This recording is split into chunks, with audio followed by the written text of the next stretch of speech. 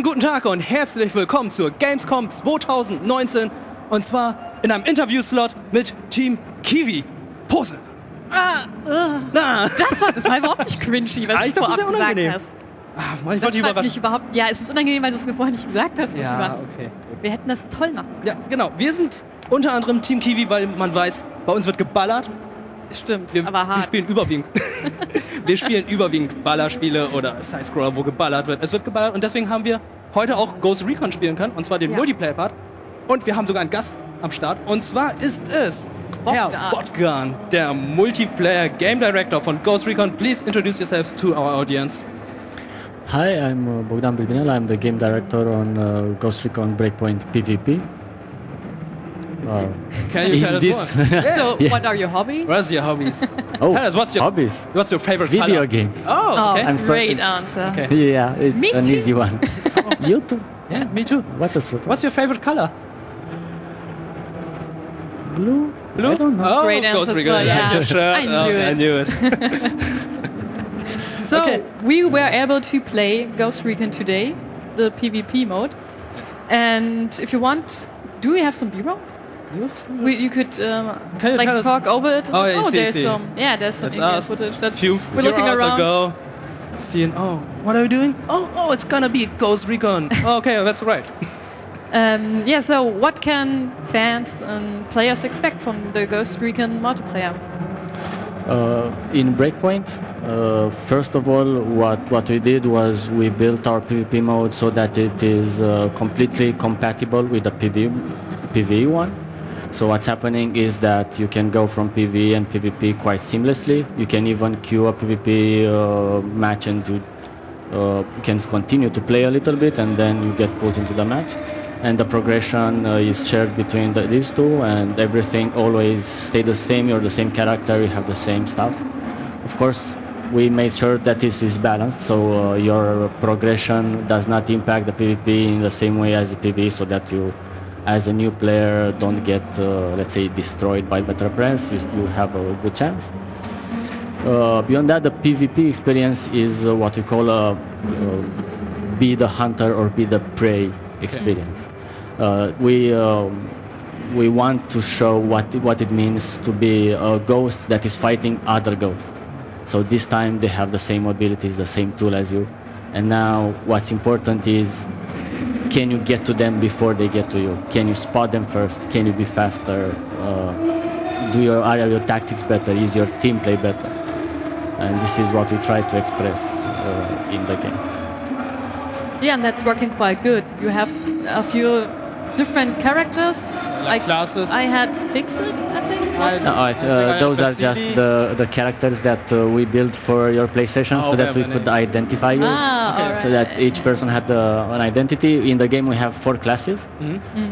We have the Assault, which is, let's say, the most clear class for people, a frontline fighter that has a gas grenade and a special ability that makes them very powerful for 15 seconds or so. So you have to deploy it very carefully on time.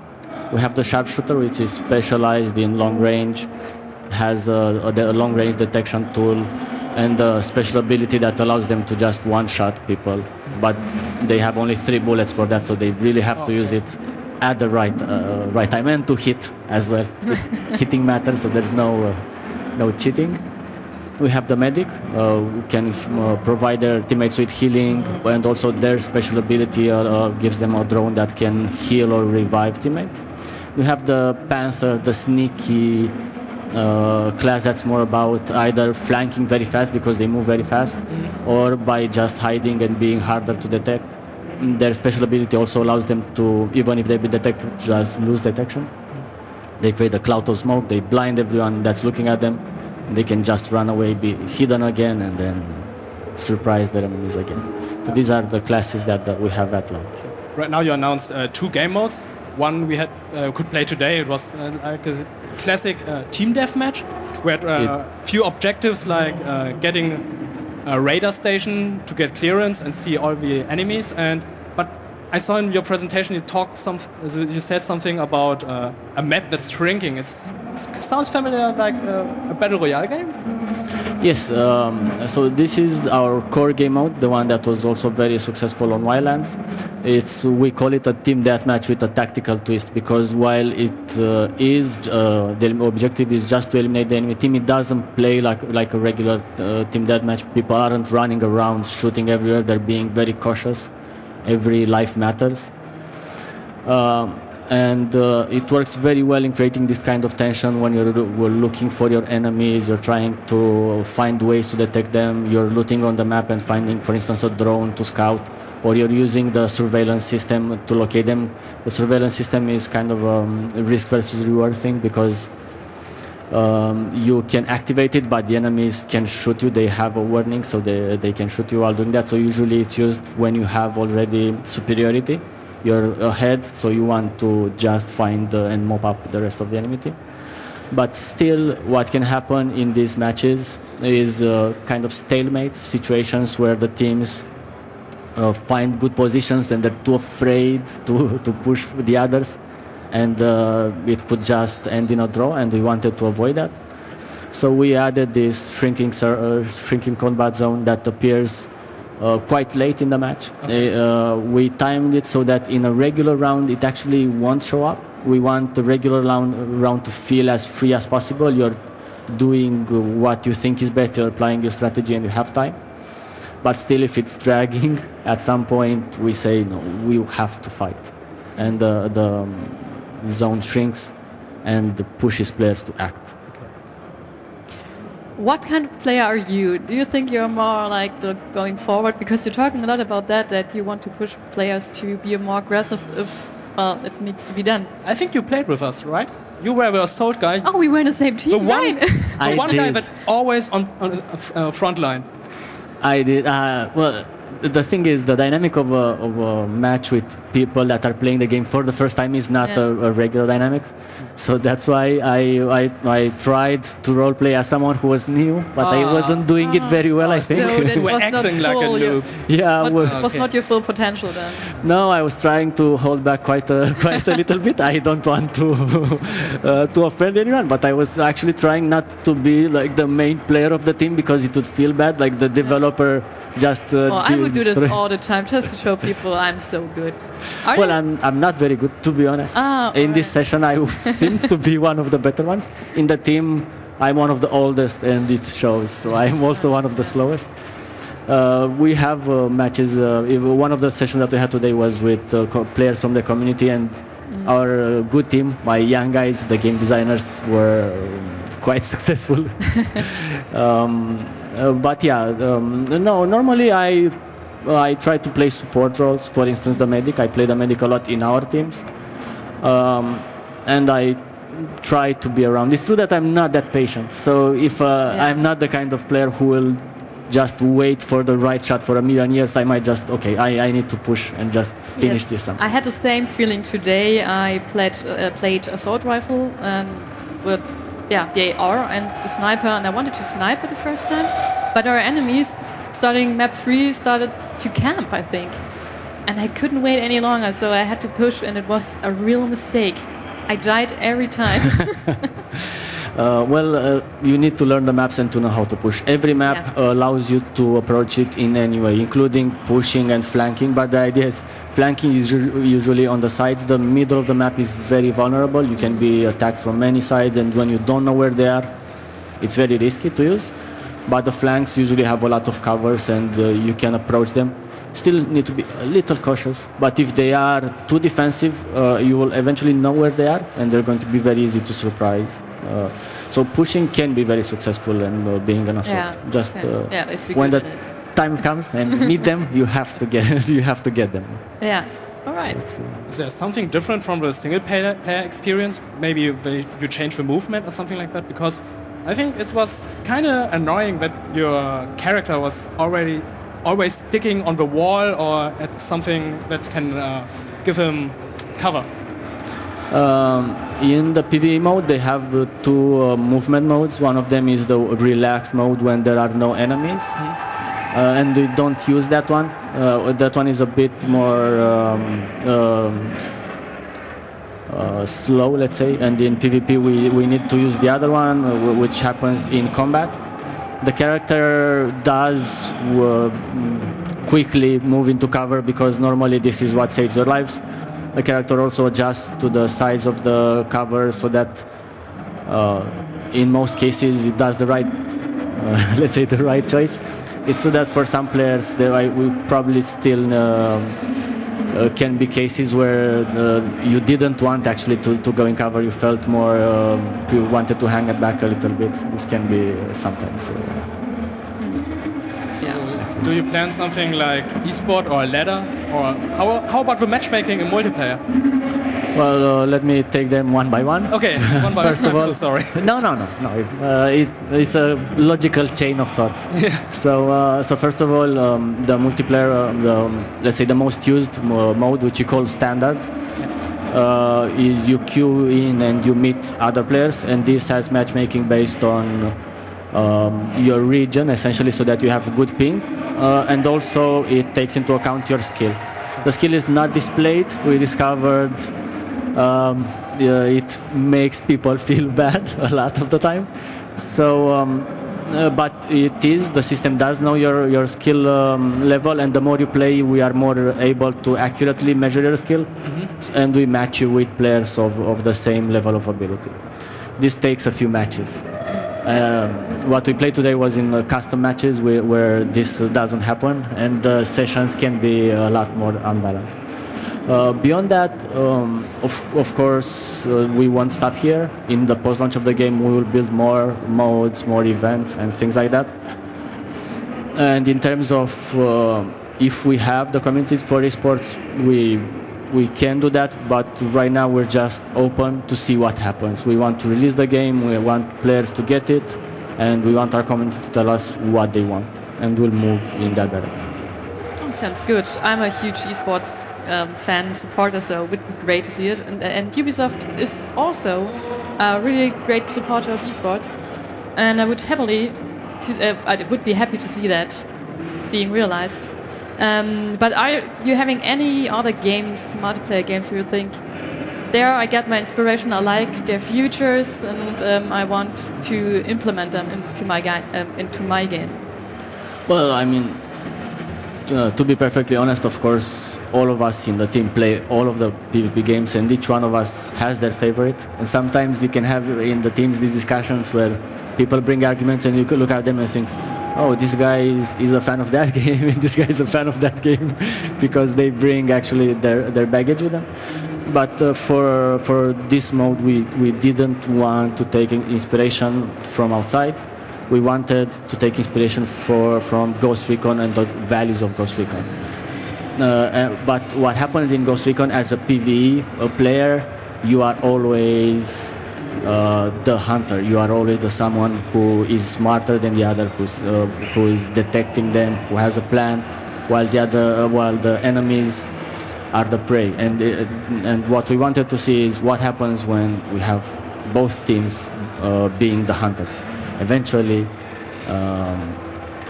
some of them have to prevail. And what are the ways in which we can provide this experience really and translate the feeling that you have in PvE into the PvP. So this is what we were thinking. Did you have some brainstorming session where you thought, okay, what makes a good shooter, a good PvP shooter, and we need this to be in the game?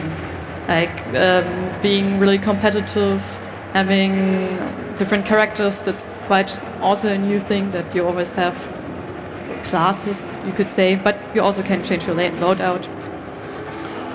Yes, we took some time to think about what we wanted in PvP. There are, let's say, two levels of the type of design issues that we encounter. One of them is the higher level. Okay, we want classes because classes provide a lot of variety, and you can support the game later, add more classes, and this means content. Even if you don't play a class, if your enemies play a class already, it refreshes the game and it's interesting.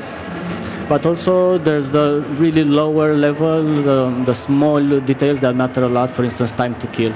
We spent a lot of time just finding the time to kill that is just right. So you have time to react, but also it's fast and it feels responsive. The slower it takes to kill someone, the less the game feels responsive. So we wanted to be really, really at the edge of when you get shot, you have a chance but for the shooter, the game feels responsive and active. So there's always this kind of discussion as well, and just working out all of these really small details. So what do you think, what is the most important thing in a multiplayer shooter? The map design, the gunplay, the movement?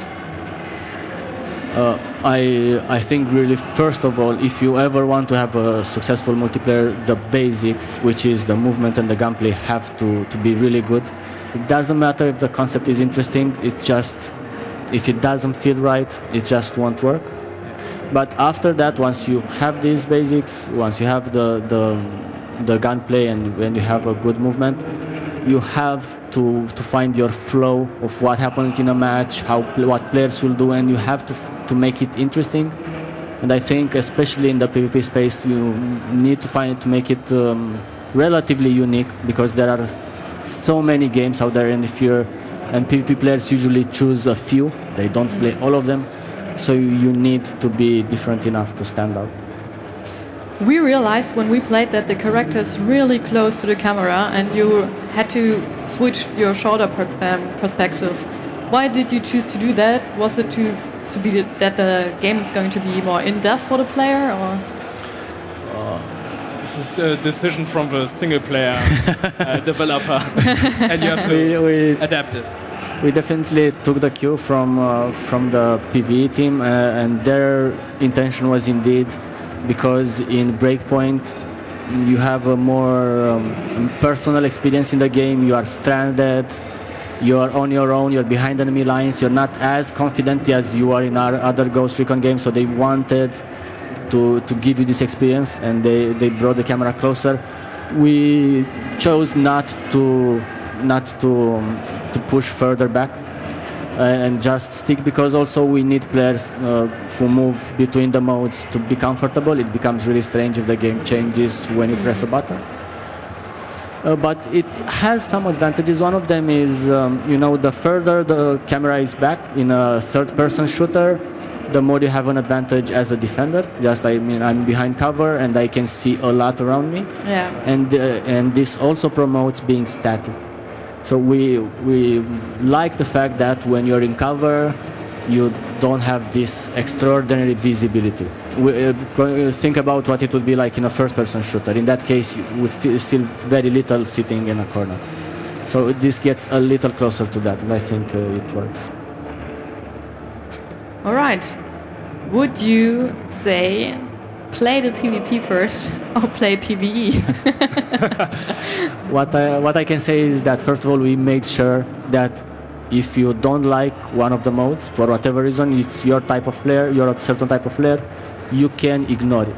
So you can ignore PvP and play PvE, but also you can ignore PvE and play PvP very, very quickly. You have to unlock a class, so you will have to, let's say if you just don't want to play PvE, you have to play for about 30 minutes to unlock a class.